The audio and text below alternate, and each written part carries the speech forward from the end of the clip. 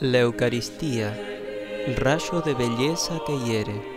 Meditación espiritual del Reverendo Padre José Luis Torres Pardo, fundador del Instituto Cristo Rey.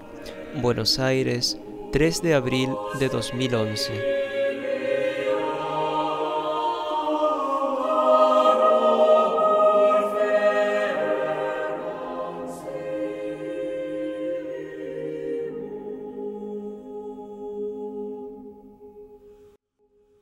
Ocurre este fenómeno, digamos, que es lamentable por falta de fe, por quedarnos en la superficie del misterio.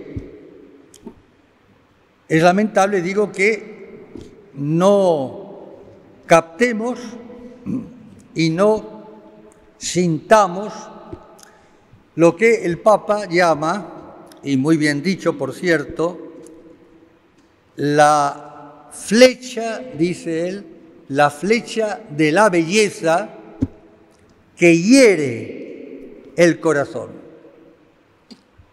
La flecha, el flechazo de la belleza de Cristo, Eucaristía, dice, que hiere el corazón.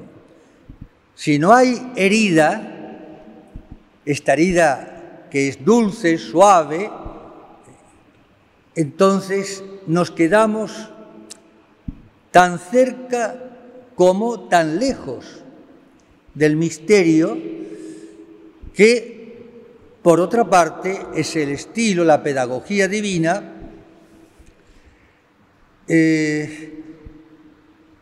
por estar tan cerca nuestra, hasta la paradoja, y por presentarse de una manera tan sencilla, tan poco llamativa, tan casi podríamos decir, entre comillas, vulgar, como es un pedazo de pan, unas gotas de vino, que no es pan, que no es vino, que es el cuerpo y la sangre, pero nuestros sentidos, como decía Santo Tomás, no es que nos engañen, sino que nos impiden dar el paso definitivo para, a través de las especies sacramentales, de esa sencillez, vuelvo a repetir, como es un poco de pan, una hostia, un poco de vino. Es verdad que la fe nos dice que no, que es la carne y la sangre, de acuerdo, pero tiene razón el Papa, no llegamos a un conocimiento profundo y que no es otro que esta herida de amor dirigida a nuestro corazón, lanzada por la flecha de la Eucaristía. El Papa habla, yo lo resumo porque no hay tiempo, de dos formas, grados de conocimiento. Un conocimiento siempre, ahora desde la perspectiva de la fe, por supuesto, pero un conocimiento que se queda prácticamente en un conocimiento de la razón elevada, iluminada por la fe.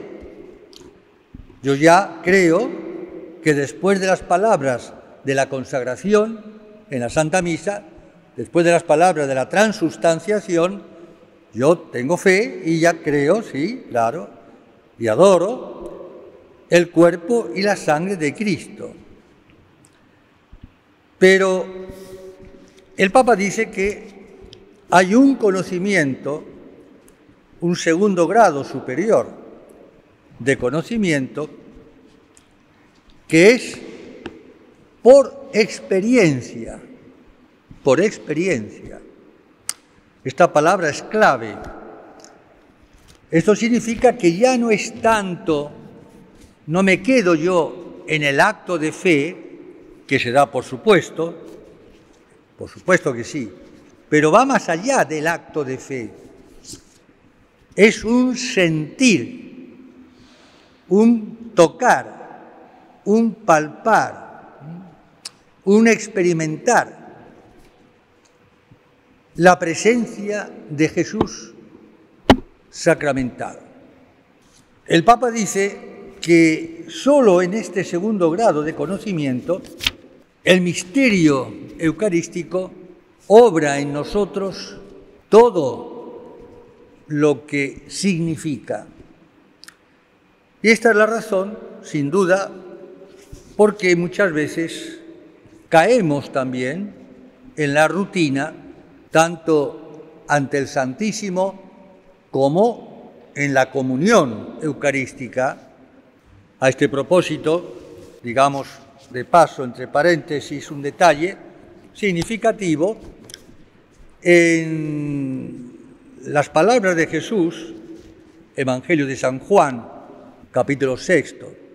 Hay dos verbos, dos expresiones de Jesús, una cuando dice, yo soy el pan de vida, y otra, a continuación, que dice, yo soy el pan vivo. Uno dice, bueno, es lo mismo. Sí, es lo mismo. Sin embargo, en el texto original griego, los verbos son distintos. En el primer caso, yo soy el pan de vida, el verbo griego significa literalmente comida, que será comido. En cambio, en el segundo caso, yo soy el pan vivo, hay otro verbo que es distinto. Añade un matiz al hecho de comer o de beber, y es el comer masticando. Uno dice, bueno, claro, comer es masticar. Sí, pero en el orden sobrenatural, en el orden de la oración eucarística, ese segundo verbo, yo soy el pan vivo, Jesús emplea este matiz para ser comido masticado, es decir, desmenuzado, saboreado. Saboreado. Aquí hay el elemento afectivo, precisamente, que de esto se trata. Porque al hablar de la experiencia, estamos hablando de una experiencia de tipo afectivo, no necesariamente sensible. Cuidado con esto, porque muchas veces la sensibilidad no depende de nosotros. Tampoco es lo más importante, no digo eso. Pero sí, la afectividad se conmueve, siente, presiente esa herida de amor causada por la flecha que Jesús nos lanza al corazón para sentir, repito, tocar de alguna manera esa presencia real que ya la conocemos y la creemos por la simple fe, dogma de fe, pero que no basta. De ahí la rutina. Jesús dijo a los apóstoles en cierta ocasión, en la última cena, tanto tiempo estoy con vosotros y todavía no me conocéis. Esta es una queja, un reproche amoroso, doloroso de parte del Maestro. Están 3 años, día y noche, con Él y todavía no me conocéis.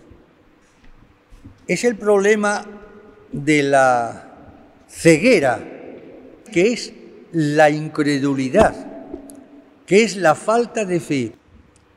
No es que no tengamos fe, lo creemos, pero esa fe es tibia, no ha llegado a esa experiencia, no ha llegado al fondo del corazón, se ha quedado una fe, podríamos decir, más o menos intelectual, más o menos meramente teológica, dogmática, pero no es suficiente para crecer en la vida espiritual, es decir, para crecer en el conocimiento interno, conocimiento, repito, afectivo del corazón de Jesucristo, presente.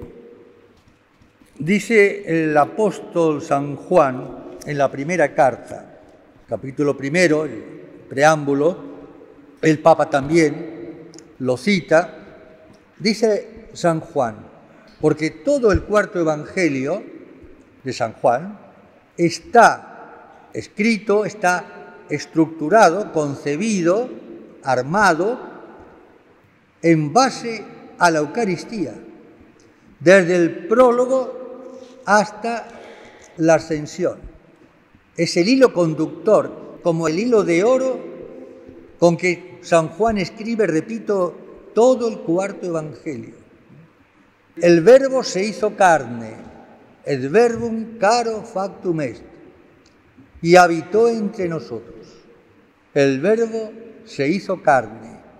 San Juan está pensando, por supuesto, en la encarnación, pero también está pensando en la Eucaristía, porque el Verbo que se hizo carne en Jesús, en el seno virginal de María, su bendita madre, nuestra madre, se hace carne, algo insólito, en la Eucaristía. Mi carne es verdaderamente comida y mi sangre verdaderamente bebida. Entonces aquí hay como una prolongación, una como nueva encarnación, que ya no es solamente que Dios se hace hombre, sino que como no bastándole o bastándonos a su criterio, tiene razón, llega al extremo, digamos la palabra, a la locura, una locura de amor, de convertirse, de transformarse en pan y vino, para meterse dentro de nosotros, comerlo y masticarlo, asimilarlo. ¿Qué quiere decir? Del latín simile, similis, hacernos semejantes a Él. El Papa trae el ejemplo conocido de San Agustín, que tuvo una como visión, un éxtasis, en donde Jesús, hablando de la Eucaristía precisamente, le dice a Agustín: cuando tú comes tu comida, tú transformas la comida en tu sustancia. Eso hacemos cuando comemos. Pero aquí no, aquí es al revés, le dice Jesús. Cuando tú comulgas, la comunión eucarística, eres tú el que te transformas en mí, en Jesucristo. Es un modo como de cristificación. Es una especie, entre comillas, de transubstanciación, si puede decirse así. La prueba está que San Pablo lo dijo con aquellas palabras: yo no soy el que vivo. Dice, ya no soy yo el que vivo, es Cristo el que vive en mí. Aquí sí que ha llegado la Eucaristía, digamos, a alcanzar su fruto, ser transformados en Jesucristo.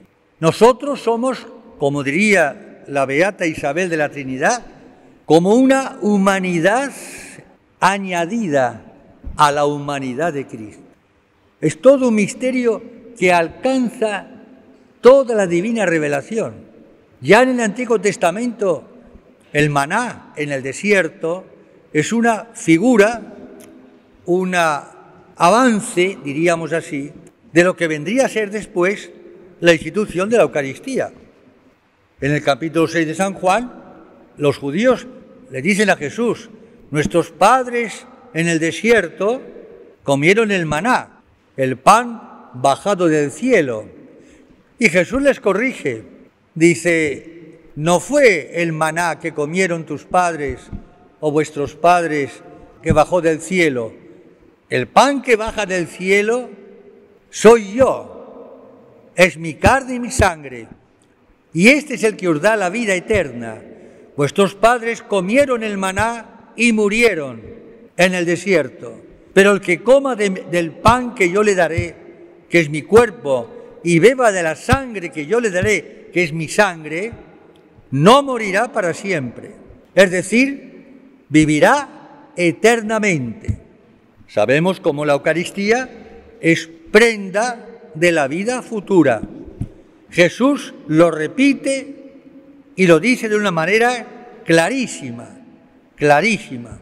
El que come mi carne y bebe mi sangre tiene ya la vida eterna. No dice tendrá, la tiene ya. Tenemos un germen de vida eterna. Y yo lo resucitaré el último día, al final de los tiempos. Yo lo resucitaré. No dice resucitará, lo podía haber dicho. Lo dice mejor, yo lo resucitaré. Esto es algo asombroso y deberíamos quedar anonadados, como tirándonos en el piso, por así decirlo, en adoración y dando gracias y llorando de alegría. Si realmente lo consideramos, si lo masticamos despacio, despacio, como dicen las mamás a los chiquitos cuando están comiendo, despacio, que te vas a atragantar, mastica bien, despacito, y le da los trocitos más chiquitos, ¿para qué? Lo asimile mejor, hay que asimilarlo. Dice San Juan en el prólogo, lo que era desde el principio, lo que hemos oído, lo que hemos visto, oído, visto, con nuestros ojos, lo que contemplamos y palparon nuestras manos, tocando al Verbo de vida, tocando. Ver, oír, tocar, gustar, oler, es la aplicación de sentidos. San Ignacio en los ejercicios, uno de los modos o métodos de oración, que ya viene de los monjes del desierto, primeros siglos cristianos.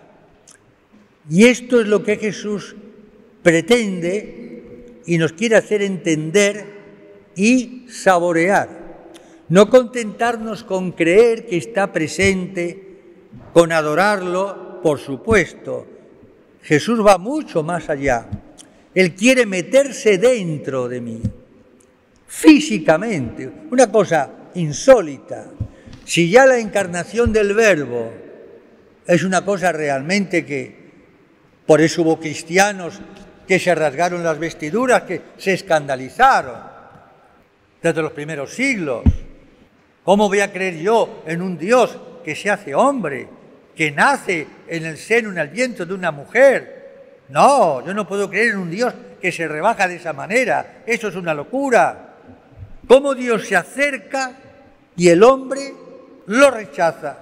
Porque se acerca demasiado. Y si no se acerca, se queda tan lejos que peligra la fe. ¿Cómo tiene que hacer el Señor entonces?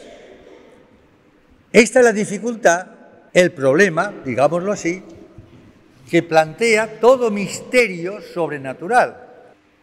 El querido Papa, ya que está con un pie en la beatificación, Juan Pablo II, en una de las preguntas que le hace el periodista Vittorio Messori, en el Cruzando el umbral de la esperanza, y el periodista le dice: Santo Padre, ¿por qué Dios no se acerca más al hombre y que ya sea tan claro la presencia de Dios, la existencia de Dios, pues que ya no haya ateos y nada, ya es una cosa que hay que aceptarla porque es evidente?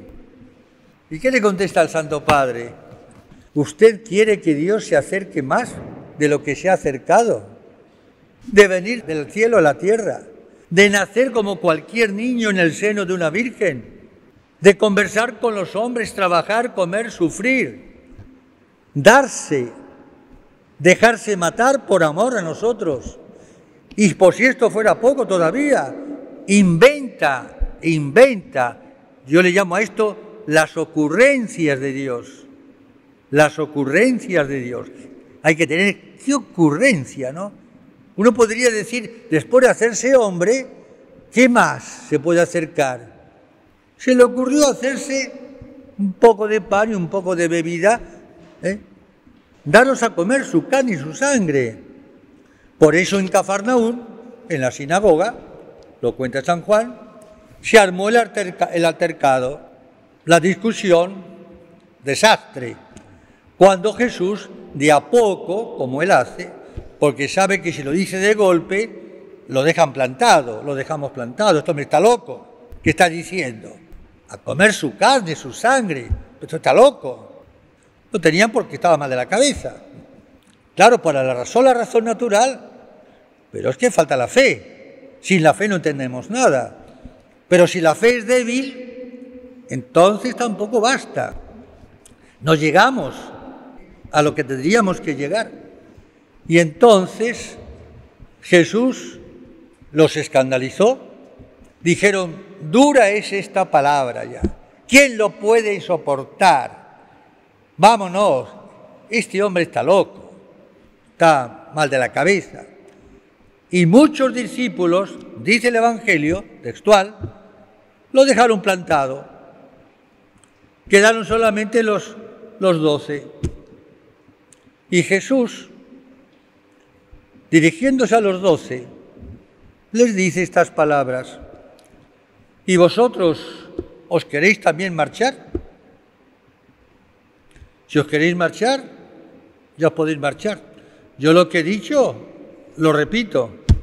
Mi carne será comida y mi sangre será bebida. Menos mal que Pedro, como de costumbre, tomó la palabra y dijo esa jaculatoria tan hermosa y tan actual. ¿A dónde iremos, Señor? Sin ti, si solamente tú tienes palabras de vida eterna. ¿A dónde vamos a ir? ¿A qué maestro vamos a ir? ¿O a qué teólogo o a qué profeta? Si no es a ti. Si solamente tú nos has prometido la resurrección. Porque esto es lo más importante. Aunque sea egoístamente hablando, pero es así. Es así.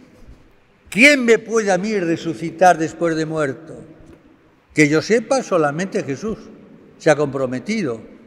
Hasta ahora, ninguno de miembros del gobierno, ni nadie nos ha dicho, yo los voy a resucitar. Jesucristo sí. Entonces, tenemos el germen de la vida eterna en el corazón. Por eso, yo digo siempre, cuando hablamos de la muerte, que la muerte en Cristo, una santa muerte, no es una muerte no solamente definitiva, sino yo diría, no es una muerte total, completa. Hay algo ahí que no puede morir, que es este germen de vida eterna, el pneuma, el Espíritu Santo que queda en quien muere, en gracia de Dios, por supuesto. No solamente tenemos el alma espiritual que se separa del cuerpo, pero el alma es parte de mi persona y la más importante, no lo único. El cuerpo espera la resurrección final, a la segunda venida, pero el alma no, el alma se separa del cuerpo y si se ha salvado y no tiene nada que purificar, va al cielo. Si se ha condenado, va al infierno directamente. Y si se ha salvado, pero tiene que purificar, al purgatorio, esperando entrar en el cielo. El alma ya está salvada. Falta el cuerpo, la materia, que espera la resurrección final, dogma de fe. Creo en la resurrección de la carne, de los cuerpos, y la vida eterna. San Juan dice a continuación, porque la vida se ha manifestado. Si Cristo es la vida, los que mueren en Cristo no han muerto del todo. Por eso Jesús dice: el que come mi carne y bebe mi sangre tiene la vida eterna y no morirá para siempre. Dice, no morirá jamás. Uno dice, ¿cómo que no morirá jamás si todos vamos a morir? Pero para Jesús la muerte física no tiene importancia, no es la muerte definitiva. San Juan en el Apocalipsis distingue muy bien entre la muerte primera, como él la llama, y la muerte segunda, que no se la deseo para nadie. La muerte primera es la muerte, y la muerte segunda es el infierno. Y eso es otra cuestión. Pero la muerte primera es como un paréntesis. Por eso, antiguamente, en la Iglesia, a los que morían en gracia, en amistad con Dios, se les solía decir, durmieron, se fueron a dormir con sus padres. La muerte comparada como a un sueño, que uno se duerme y se despierta en la gloria. ¿Ven? Y Jesús nos da su palabra, su garantía. Y San Juan vuelve a repetir, nosotros hemos visto, porque la vida se ha manifestado.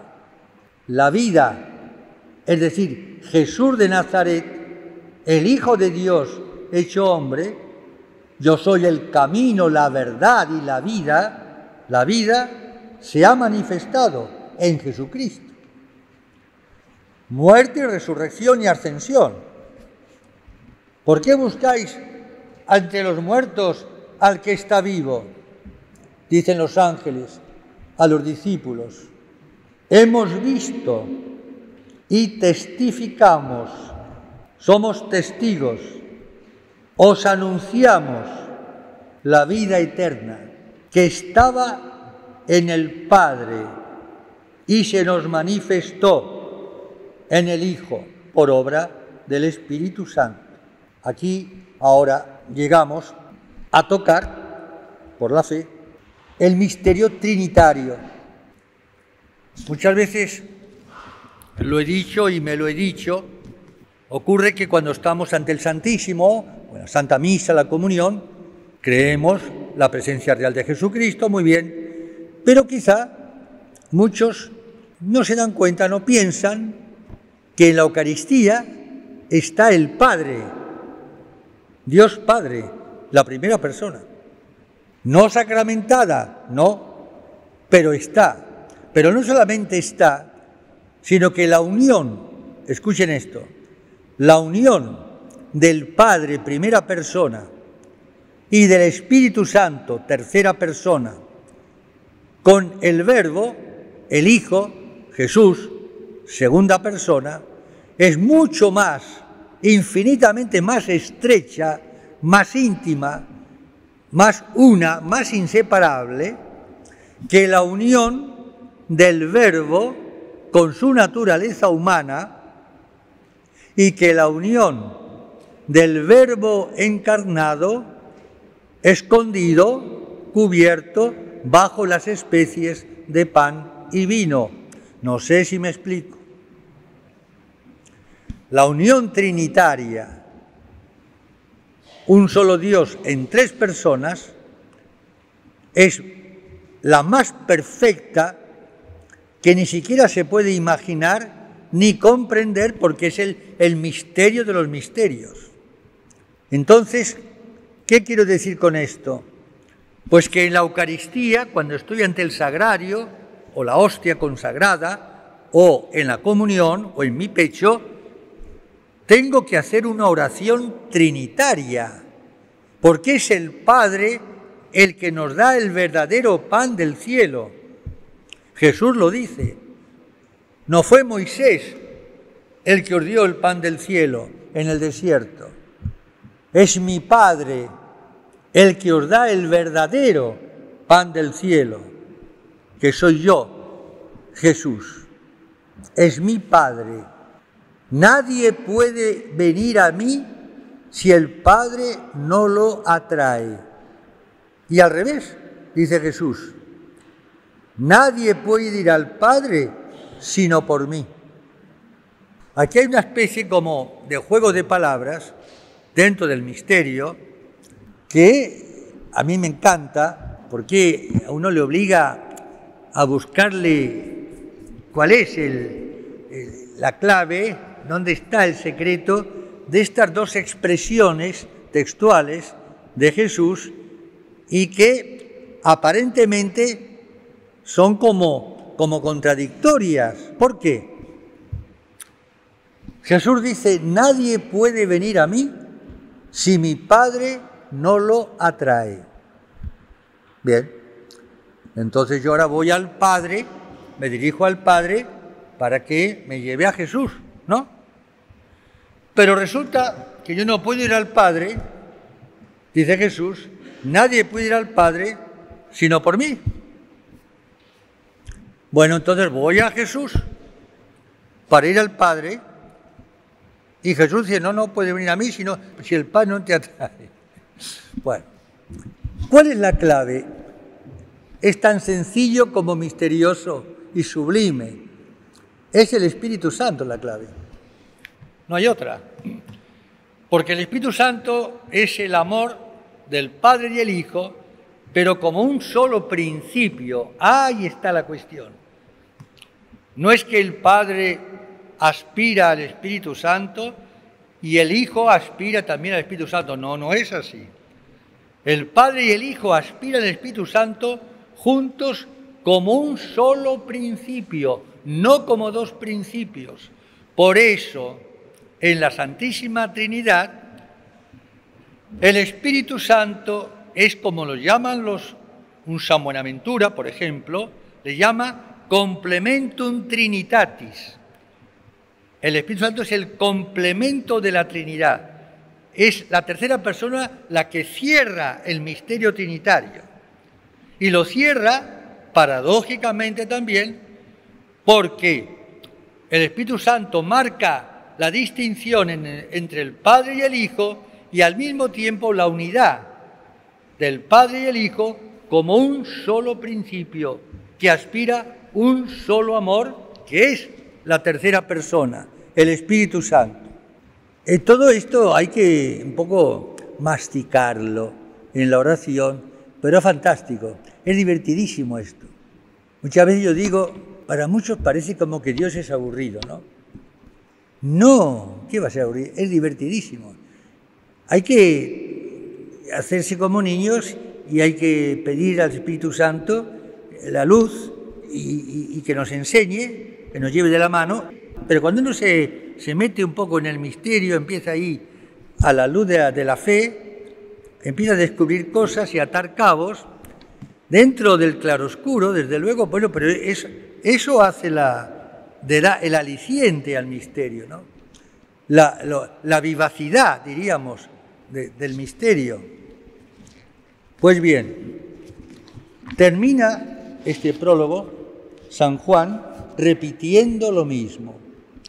Daría la impresión que San Juan lo está escribiendo como en un éxtasis, con un entusiasmo y un fervor para comunicarlo a todos los cristianos que vendrán después de los apóstoles, que somos también nosotros.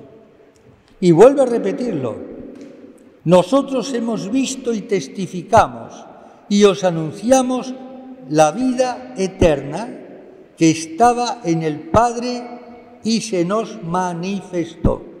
¿Dónde? En el Hijo. En el Hijo. Lo que hemos visto, vuelve a repetir, y oído, os lo anunciamos a vosotros, a fin de que viváis también en comunión con nosotros. Pausa. A fin de que viváis en comunión con nosotros.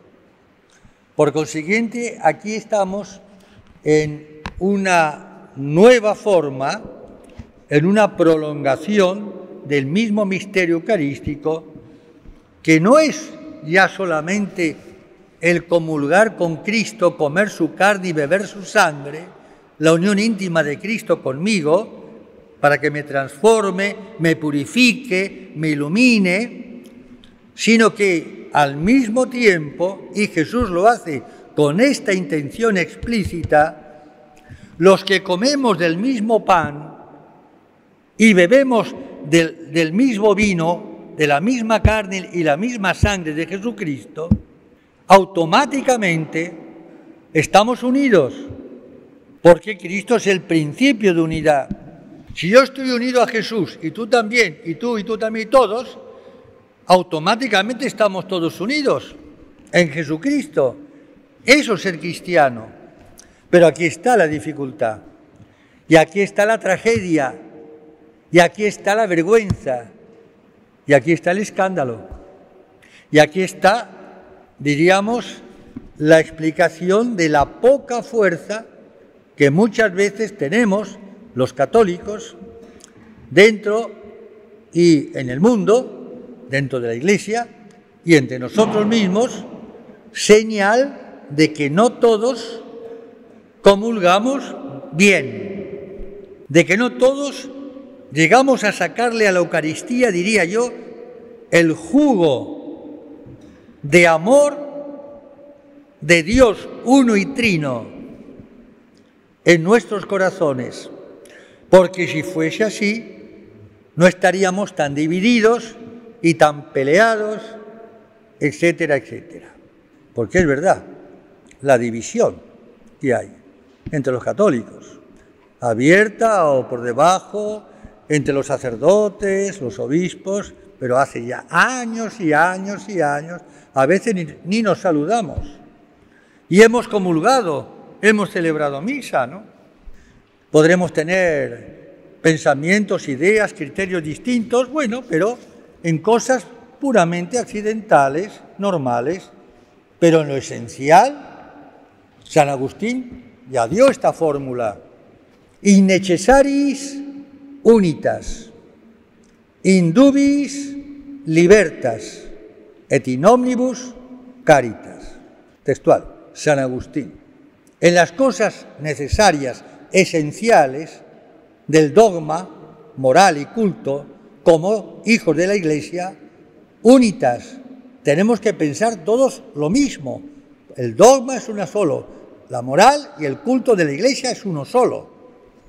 Tenemos que estar todos unidos en la fe, en la misma fe, la misma esperanza, la misma caridad, la misma y única verdad, la misma y única Iglesia, con el Papa vicario de Jesucristo. Eso es lo esencial. Aquí no cabe distingos, ni cabe opiniones particulares, ni nada de eso. Aquí todos el mismo catecismo. Ahora, in dubis, en las cosas opinables, libertas, cada uno es libre de opinar, cosas accidentales, bueno, me parece muy bien, no tocan a lo esencial, eso es normal. Et in omnibus, y en todo, caritas, la caridad, que siempre ha sido y debería ser el distintivo de los cristianos. Como decían los paganos, mirad cómo se aman, viendo a los cristianos. ¿Podrían decir hoy lo mismo? Hoy no. Eso significa que hay algo grave. El Papa no se cansa de decirlo y con todas las palabras. Hay quien les molesta que el Papa hable de crisis dentro de la Iglesia. Es la verdad. Por eso la Iglesia no va a desaparecer, por supuesto que no, pero la crisis está, y ya lo creo que está. Y el Papa lo ha dicho hace años que lo está diciendo. No todo está bien, ni mucho menos. Entonces, quiere decir que la comunión eucarística no surte todo efecto, porque si lo surtiera, automáticamente nos llevaría a cada uno y a todos a unirnos y a vivir en esa fraternidad cristiana, movidos por el mismo Cristo viviendo en cada uno de nosotros.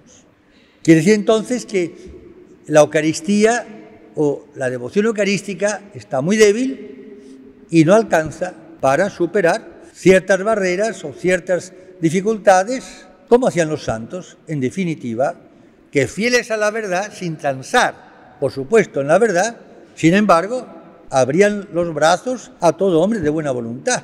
Iban al anuncio, a anunciar la verdad. No podemos comulgar y quedarnos solamente con Jesús en nuestro corazón, muy bien, en casita, y lo demás que haya ellos. No es así. Eso es como violentar, en cierto sentido, la comunión, porque Cristo me está empujando, en lo que depende de Él, a darme a los demás. No basta el diálogo, lo dijo Juan Pablo II, el diálogo es la primera parte, digámoslo así, de la evangelización. El diálogo tiene que ir dirigido directamente al anuncio, a anunciar la anunciación, el misterio de la encarnación, el misterio de la Eucaristía, el misterio de la Iglesia, el misterio trinitario. Claro, no puedo estar dialogando, la mesa del diálogo, ¿hasta cuándo están dialogando los cristianos? Hablando de cualquier cosa, ¿no? El diálogo es para, cuanto antes, dar el anuncio, vender el producto, entre comillas. Los negociantes lo hacen muy bien, si no, no ganarían. Muy amables y todo, para ganarse la confianza del cliente. ¿Quiere usted un café? ¿Quiere caramelos? Para que le compre la mercadería. Y claro, él va a lo suyo, no se queda en la amabilidad. Quiere vender, y claro, si no, ¿cómo come? El cristiano también, nosotros tenemos que, no digo vender, pero sí anunciar. Anunciar eso que llevamos dentro, que tiene un valor infinito, porque nos va la vida eterna, en esta vida ya también. Y el anuncio, a su vez, tercero, decía el Papa, tiene que ir dirigido a la conversión, No, pero yo soy católica, practicante o católico, ¿y qué tiene que ver? Santa Teresita del Niño Jesús decía que ella se había convertido varias veces en el Carmelo. Santa Teresita, de una vida buena a una vida más buena, y de una vida más buena a una vida santa. Pero padre, yo soy santa ya. Bueno, está bien, pero entonces tiene que ser más santa todavía, si es que puede. Claro, a no ser que usted diga, como la Virgen, ¿no?, que la llame llena de gracia. El Señor es contigo, ¿no? No. Hoy falta mucho todavía para la santidad. Son palabras mayores. Pero ese es el dinamismo eucarístico, ¿cómo le llama el Santo Padre? El dinamismo, la fuerza de la Eucaristía, que tanto dentro de mí como fuera de mí trata de transformar todo lo que encuentra a su paso. Eucaristizar la vida. Juan Pablo II, hablando de la Santísima Virgen, de quien era tan devoto, la llamó la mujer eucarística. Qué bien dicho está, me encantó eso, ¿no? La mujer eucarística. Podríamos decir también de San José, guardada toda proporción, de todos los santos. Son hombres, mujeres eucarísticas. ¿Eso qué quiere decir? Que llevan a Cristo dentro y que ese Cristo que lleva dentro sale hacia afuera de una u otra forma. Dentro de nuestras limitaciones y miserias o errores, está bien, pero hay una fuerza superior que empuja y que puede más, debe poder más que todos los obstáculos que podamos encontrar o poner. Esta comunión, dice San Juan, para terminar el prólogo de la primera epístola, esta comunión nuestra es con el Padre y con su Hijo Jesucristo. Uno podía pensar, tampoco para hacer lío con esto, no, pero parecía normal decir, nuestra comunión es con Jesucristo, que está sacramentado. El Padre está, pero no sacramentado. El Espíritu Santo está en la Eucaristía, pero no sacramentado, porque para estar sacramentado tiene que estar encarnado, y la encarnación solamente es la segunda persona de la Santísima Trinidad. Pero vuelvo a repetir, la unión indisoluble del Padre y el Espíritu Santo con el Hijo, un solo Dios, simplicísimo, es infinitamente más unión, más uno, más sólida, no sé cómo decirlo, que la unión del Verbo con su humanidad, cuerpo y alma, y que de Jesucristo bajo las especies de pan y vino. En consecuencia, dice muy bien San Juan, esta comunión nuestra es con el Padre y con su Hijo Jesucristo. ¿Y por qué no nombra al Espíritu Santo? Podía haber dicho perfectamente con el Padre, con el Hijo y con el Espíritu Santo. El Espíritu Santo, como es aspirado, no engendrado, trinitariamente hablando, por vía de amor, está implícito en todo.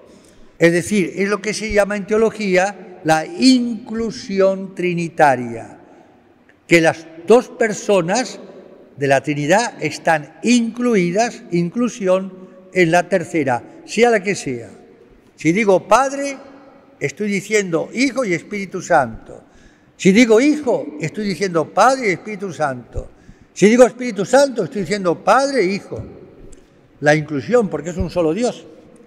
Más aún, en el altar, en la Eucaristía, en la Santa Misa, momentos antes de la consagración del pan y el vino, el sacerdote, en nombre de Cristo, ¿qué hace?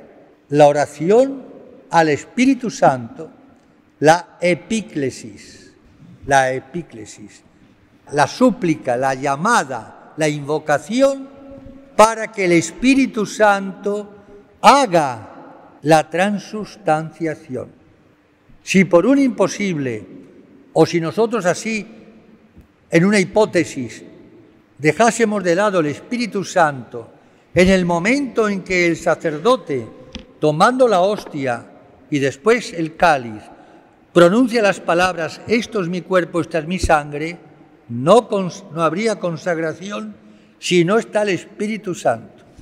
Es lógico, porque si no está el Espíritu Santo no puede estar ni el Padre ni el Hijo, no está la Trinidad y por consiguiente ahí no está el Verbo encarnado y menos aún el Verbo sacramentado. El Espíritu Santo es el que realiza físicamente, por así decirlo, la consagración o transubstanciación. La sustancia de pan queda desalojada, desplazada por el cuerpo y la sustancia de vino por la sangre. ¿Cómo? Mysterium fidei, decimos. Este es el misterio de la fe. Pero qué grande misterio. Entonces, a modo de recapitulación,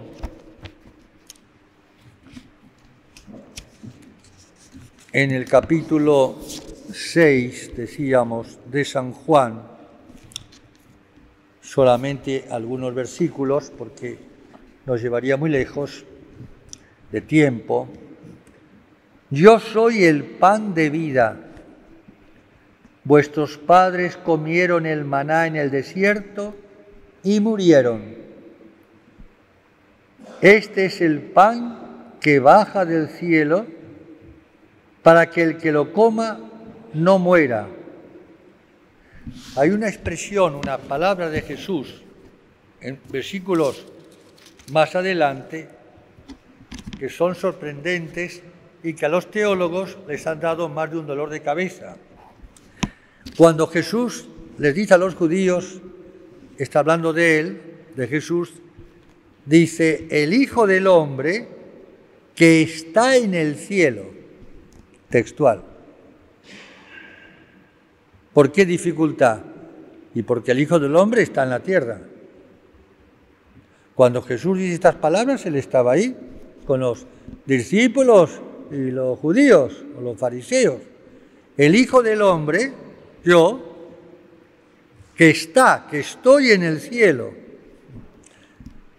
Esto ha dado lugar, lo digo de paso, para no disgregarme, aunque es interesante, todavía la Iglesia no se ha definido porque no es fácil. Unos dicen que Jesús gozaba en esta vida de la visión beatífica. Esto es lo que yo estudié cuando era joven seminarista en filosofía, teología, y en mis juveniles años de sacerdote se enseñaba esto como como una verdad ya admitida por la Iglesia.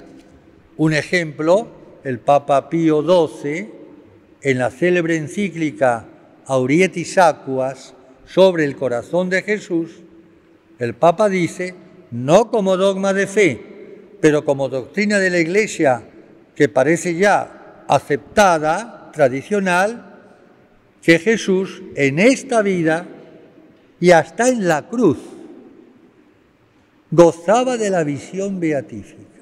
Es decir, que su alma bendita, creada por Dios, como la nuestra, de la nada, en el instante de la encarnación en el seno virginal de María, digo que el alma veía al Verbo cara a cara ya en esta vida mortal, porque Cristo muere en la cruz.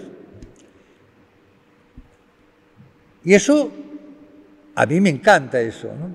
Hay teólogos de primera calidad, modernos, que lo siguen manteniendo. No es dogma de fe, porque está la otra interpretación más moderna de teólogos muy buenos, de muy buena doctrina, que dicen que no, que el hecho de la unión hipostática no exige necesariamente la visión beatífica. Son dos cosas que se pueden confundir. Es decir, la unión hipostática significa en Jesucristo la unión de la persona del Verbo, segunda persona de la Santísima Trinidad, con la humanidad suya que le dio la Virgen como una madre a una criatura. Salva la virginidad, aparte de esto. Por consiguiente, que hay una unión tan estrecha que en Cristo no hay persona humana. El yo en Jesucristo, cuando Cristo dice yo, ese yo es siempre el Verbo, persona divina, la segunda de la Trinidad. En Cristo no hay un yo humano como en nosotros. En nosotros hay una naturaleza humana, cuerpo y alma, somos hombres, mujeres, seres humanos, y una persona humana. La persona es al ser, a la sustancia, lo que la naturaleza es al obrar o al hacer. Yo trabajo, yo persona, trabajo, naturaleza. Yo estudio, yo persona, estudio, naturaleza, etc. En Cristo no hay persona humana. Este fue el error y la herejía de Nestorio, condenada por la Iglesia. Nestorio decía que en Cristo había dos personas, una divina, el Verbo, y otra humana, una como Dios y otra como hombre. La Iglesia lo condenó. No, la persona en Cristo es única, divina, no humana, lo cual significa en la práctica que todos los actos de Cristo como hombre, comer, trabajar, dormir, fatigarse, caminar, etcétera, hasta morir, todo eso subsistare en la persona del Verbo. En otras palabras, la persona del Verbo hace como un doble oficio. Uno, propio del Verbo, de su naturaleza divina, claro, como en la Trinidad. Pero otra, el Verbo hace las veces de persona humana que no hay. Y por consiguiente, el Verbo es el que mueve a la naturaleza humana de Cristo, de tal manera que cualquier acción humana de Cristo, aunque sea beber un vaso de agua, tiene un valor y un precio infinito, no por la naturaleza humana que es creada como la nuestra, no es por el vaso de agua, sino por la persona que lo bebe en cuanto naturaleza humana. ¿Me explico? El Verbo, que es infinito, repito, da valor infinito al mínimo acto humano, el más corriente y común de cualquier ser humano como nosotros. Por eso Jesús, con un solo acto humano, podría haber redimido el mundo. ¿Por qué? Porque la persona que realiza ese acto humano es divina, es el Verbo, es infinita. Ahí está. Este es el misterio.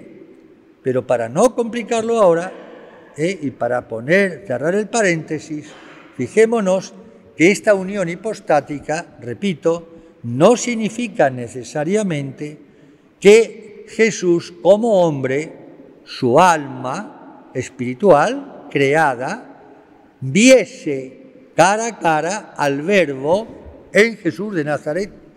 Ahora, ¿cómo pudo ser esa unión hipostática tan íntima y que no gozase de la visión beatífica? No es imposible. ¿Cómo? Dios es todopoderoso. No hay ninguna contradicción. Por eso, los papas últimamente ya no dicen que Jesús gozaba de la visión beatífica. Tampoco lo niegan. Ha quedado en un interrogante. ¿Y qué pasa en la práctica? Nada. Tenemos que seguir en una hipótesis como otra. No cambia nada el sentido de la vida cristiana, los mandamientos, etcétera, etcétera. Claro, es que es comprensible que haya esos misterios. Cuando el Dios infinito se une con la materia, cuerpo, y con un alma que, aunque sea espiritual, es creada, limitada, de la nada, y claro, ahí hay una cosa que es una maravilla, pero claro, está lleno de misterios. Y en la Eucaristía, por supuesto, más todavía si cabe. ¿Ven? Hay un axioma que es muy importante en teología y por ende en la vida espiritual, el Santo Padre lo repite más de una vez, que está escrito, este axioma en latín, a los pies de la imagen, la estatua de San Ignacio de Loyola en Roma, en el Gesù. La iglesia de los jesuitas, yo la he venerado, celebrado misa, y no se sabe quién escribió ese axioma, pero es de una profundidad tremenda. Non coerceri maximo, contineri tamen minimo, divinum est. Traduzco. Es divino, es propio de Dios, de la divinidad, el no ser abarcado por lo máximo. Y sin embargo, paradoja, estar contenido en lo mínimo. Esta es una clave, una luz ante el misterio eucarístico, ante el misterio de la encarnación, ante el misterio de la maternidad virginal de María, etcétera, etcétera. ¿Cómo es posible? Es propio de Dios no ser abarcado por lo máximo. ¿Esto qué quiere decir?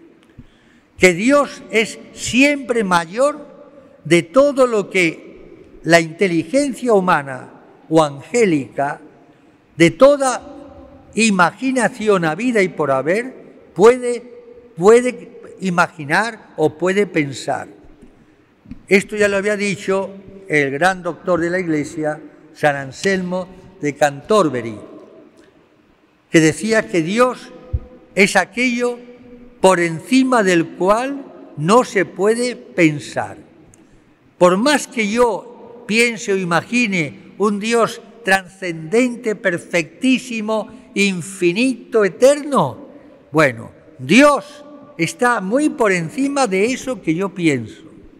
El Deus semper maior, el Dios siempre mayor de lo que uno puede pensar. Es lógico, si es infinito. ¿Cómo va a entrar en mi cabeza, por más inteligente que yo me crea o que sea, o que todos los sabios o teólogos? Y sin embargo, ahora viene la paradoja, Dios que desborda, que rompe todo esquema, todo molde, todo concepto, está contenido en lo mínimo, en la en la millonésima parte de un átomo. Está todo Dios, que no puede ser abarcado por lo máximo, ni por todos los cielos y tierras, ni por 1.000 millones de mundos. No puede ser abarcado porque es infinito, inmenso, desborda, y todo está contenido en la millonésima de un átomo. ¿Lo entienden? No, entonces no lo entendí, no, lo he explicado mal. No, digan que no lo entienden, si yo no lo entiendo. Eso le pasó a un sacerdote que yo conocí cuando era joven en Madrid, un santo sacerdote, en una homilía de una misa en la parroquia de Covadonga, mira, me acuerdo, de lado de mi casa. Predicó sobre el misterio trinitario. Hay que decir que era un santo y evidentemente. Bueno, y yo hice ejercicios con él 2 veces y a él le debo la vocación. Eso al margen.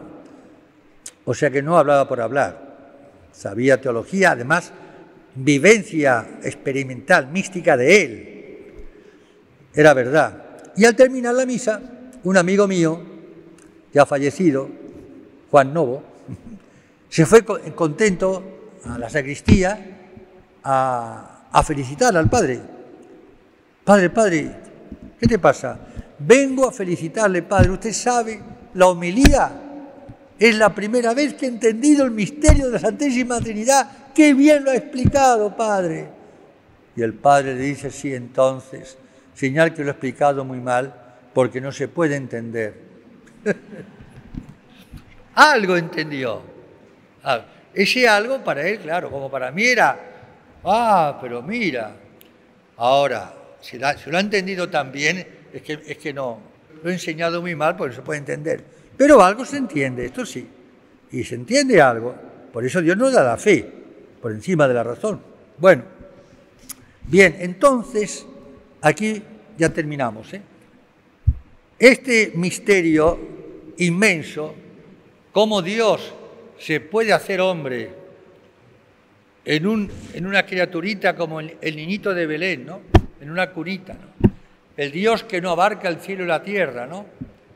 Y no solamente eso, sino que se le ocurre después el convertirse en pan y en vino para que yo lo trague y lo coma y lo mastique, para meterse dentro de mi corazón y transformarme en él. Es una cosa realmente, si uno da una mera ojeada, ¿para qué más?, sobre las religiones paganas, los dioses del paganismo. Los dioses del paganismo no existieron nunca, por supuesto, no puede haber más que un dios.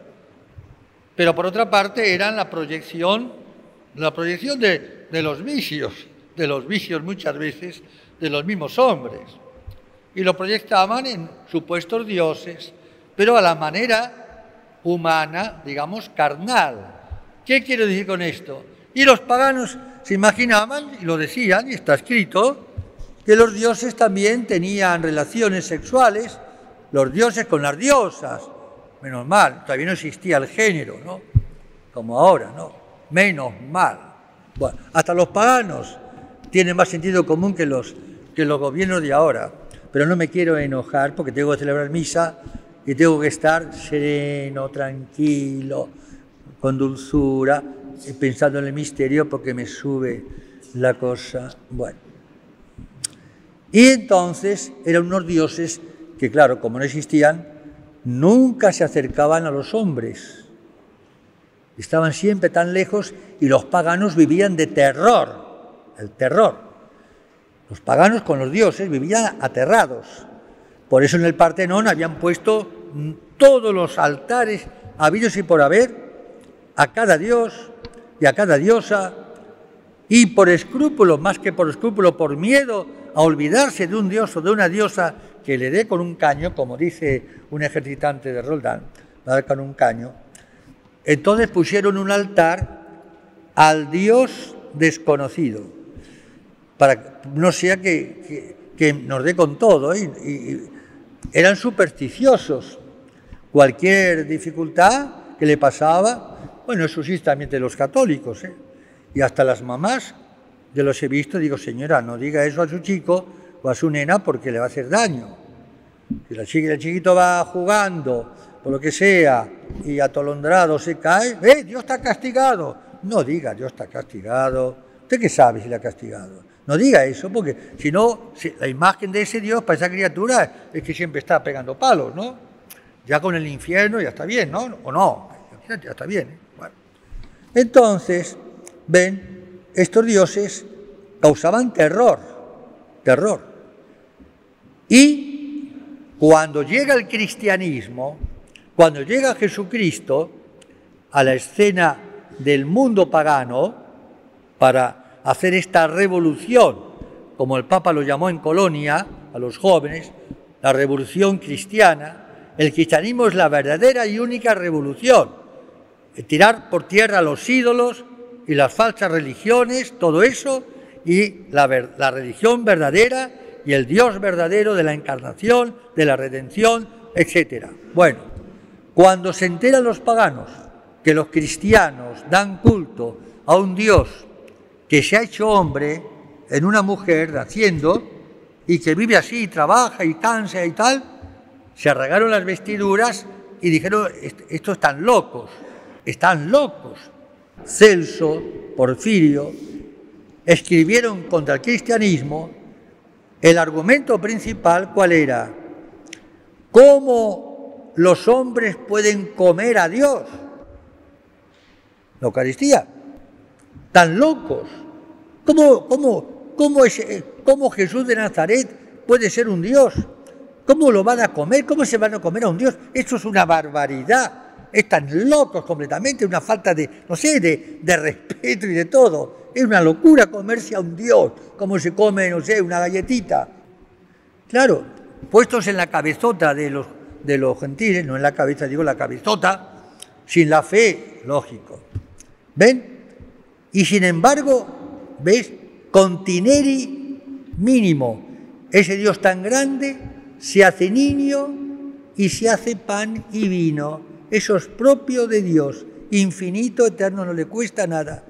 Ese Dios cercano, como le llama el Papa tantas veces, que no sabe ya cómo acercarse, hacerse niño, morir en la cruz, comer y beber con los pecadores, vivir en este mundo, trabajar con sus manos en una carpintería normal y encima inventar la Eucaristía para que lo coma y lo beba, y así hasta su segunda venida. Contineri, con ser contenido en lo mínimo. Qué cosa tan increíble, ¿no? Y es tan tremendo este misterio que a veces el peligro es producir el efecto contrario. Decir, no, esto no puede ser. Los protestantes están con la Biblia, sí, pero la Eucaristía nada. Si en la Biblia dice, en la Biblia está la Eucaristía, pero no les cabe en la cabeza, les parece que eso es un disparate. Y entonces dicen que esas palabras, esto en mi cuerpo, está en mi sangre, pues no, que es un modo de hablar, que es un pan bendito, que significa el amor de Jesús. No. Mi carne es verdadera comida y masticada, y mi sangre bebida. Sí, comida y bebida, como el pan y como los demás, y como la carne. Mi carne es comida. Esto es lo que distingue en definitiva a los cristianos de todas las demás religiones. Claro. Este es nuestro secreto, diríamos. El secreto de Jesús que Él nos revela.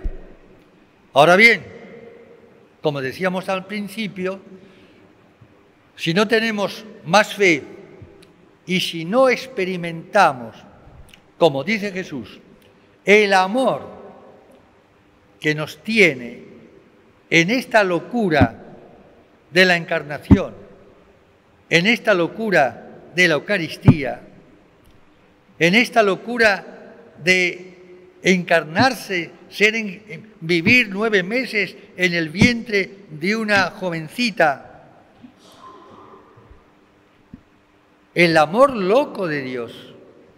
Este es el título de un libro célebre de un gran doctor oriental, Nicolás Cavasilas, que el Papa también cita con frecuencia, y dice eso, ¿no? Vivimos, el cristianismo es una cuestión terrible, ¿no? Para cuando uno lo toma en serio, ya solamente el crucifijo. Yo muchas veces estoy en mi oratorio, o en una capilla, donde sea, a veces me estoy mirando el crucifijo y digo, pues ¿será posible, Señor, que esto sea verdad? Que lo creo firmemente, me dejaría matar por creerlo, pero ¿cómo he llegado a esta locura, ¿no? ¡Qué barbaridad! Un Dios, llegar a eso. Y aquí está, por último, el secreto de lo que es la Eucaristía. Es el amor loco, la locura de amor de Dios en Jesucristo por cada uno de nosotros. Esta es la clave.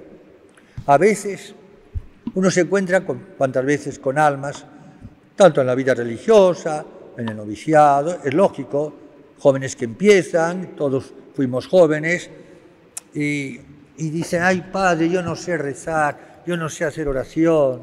No, la oración es vocales, sí, pero así de hacer oración, ahí me pongo ante el sagrario y no se me ocurre nada, y me distraigo y no siento nada. Yo le digo, pero escúcheme una cosa, ¿no se te ocurre pensar lo que Jesús te ama? Las barbaridades que Jesús ha hecho por ti, por mí y por todos, y por los más grandes pecadores. ¿No se te ocurre pensar que Jesús está gritando en la cruz sin decir nada? No hace falta que diga nada. El Papa, en una de las meditaciones, dice como subtítulo, Jesús murió gritando. Y es verdad, Jesús murió gritando.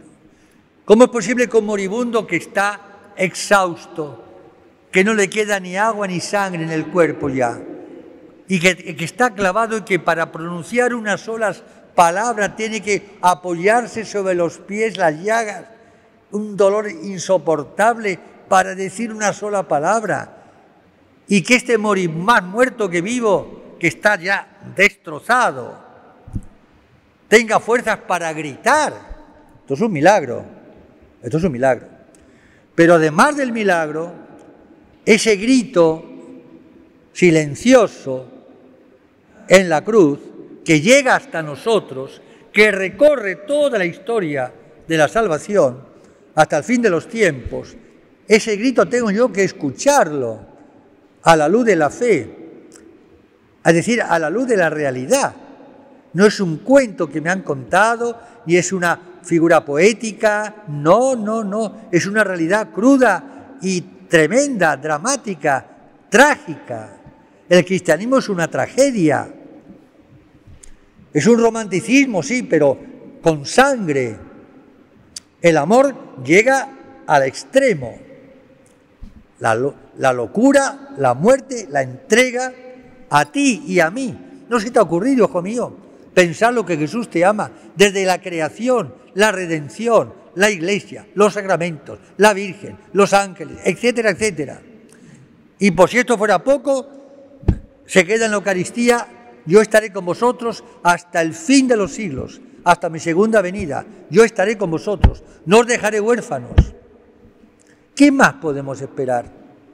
Ahora bien, siempre queda el mysterium fidei, el misterio de la fe, que es lo que tenemos que pedir, porque nuestra fe a veces es débil y tiene que ser una fe tan viva que se transforma por su misma naturaleza en amor.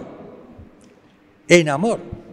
No se te ocurre nada viendo a Cristo en cruz, viendo a Cristo en la cuna, viendo a Cristo en el sagrario, en un trozo de pan aparente, comida y bebida que tú tomas y tragas, ¿qué más le puedes pedir? ¿Qué más podemos exigir nosotros? ¿Qué más? A ver, ¿quién puede hacer más? Es tanta la locura de amor que la fe, como yo digo muchas veces, es como un elástico, ¿verdad? Que tú los tiras y un poquito más se rompe. No sé si me explico. La fe llega justito. Por eso hay que pedir ese aumento de fe, ¿no? Bueno, eso es lo que tenemos que vivir. Y en la medida en que comamos y bebamos a Cristo, automáticamente la unión en la Iglesia, la unión entre los cristianos, el amor fraterno, el amor a los enemigos, dijo Jesús, es mucho pedir. Amar a los amigos, bueno, más o menos, pero a los enemigos, ¿te parece? Sí, no como enemigos, pero hay que rezar para que se conviertan. Y en lo que depende de uno también, dar a ese Cristo, darlo, sin miedo, sin complejo, ante el mundo. ¿Cuántas veces uno oye hablar de Dios así, bueno, de Dios? Pero la palabra Cristo, la palabra Jesús, la Eucaristía, sabemos cómo es el remedio, la medicina más fuerte para vencer las pasiones desordenadas. Ojo, supuesta la confesión de los pecados, no basta la comunión, pero es verdad, el aumento de fe, de esperanza, de amor, en la Eucaristía, esa es la fuerza que tenemos de los cristianos en un mundo que está dirigido por el diablo, porque vivimos en un mundo que es propio del reino del anticristo, pero evidente, con estos gobiernos y todo lo demás. Y lo de las Naciones Unidas es espantoso. Este totalitarismo, mucho más grave, lo he dicho 40.000 veces, que la represión militar de donde sea, y mucho más grave que el nazismo y que el comunismo. Ya lo he dicho, ayer lo decíamos la gente de la obra, porque este totalitarismo de estas leyes, de esta revolución oculta, como silenciosa aparentemente, muchos no se dan cuenta, se mete dentro de nosotros, nos está arrancando la capacidad del conocimiento meramente racional, objetivo, nos está arrancando el verdadero sentido de la libertad humana, nos está destrozando por dentro, nos está idiotizando. ¿Cómo la vida sobrenatural puede actuar en una estructura, digamos, que está totalmente deshecha por este totalitarismo? Es verdad, este totalitarismo infinitamente peor, no se puede avanzar más. Es la anulación de la persona humana como persona, por ende como hijo de Dios. Hace a la juventud incapaz de entender ni los meros principios de la filosofía más elemental, como el principio de identidad o de contradicción o de causalidad. Y el joven, la chica dice, ¿y por qué? ¿Y eso por qué no puede cambiar? ¿Pero cómo puede cambiar? ¿Y por qué siempre 2 y 2 van a ser 4? ¿Le han vaciado el cerebro? Esta es la revolución oculta, este es el totalitarismo, mucho peor que toda represión militar y todo, sin comparación, porque es arrancarte el alma, no matar el cuerpo, y Jesús lo dijo, y la gente no se da cuenta. Es otra cultura, pero Dios 2 y 2 sigue siendo 4. Esperemos que la Santísima Virgen nos ayude a aprender de nuevo, yo también, a comulgar, de aprender de nuevo a sacarle a la Eucaristía todo el fruto y, repito, la unión fraterna y el darse a los demás, porque Cristo, a través nuestro, quiere también llegar a los demás. De modo que la comunión sacramental se prolonga en la comunión eclesial. Que así sea.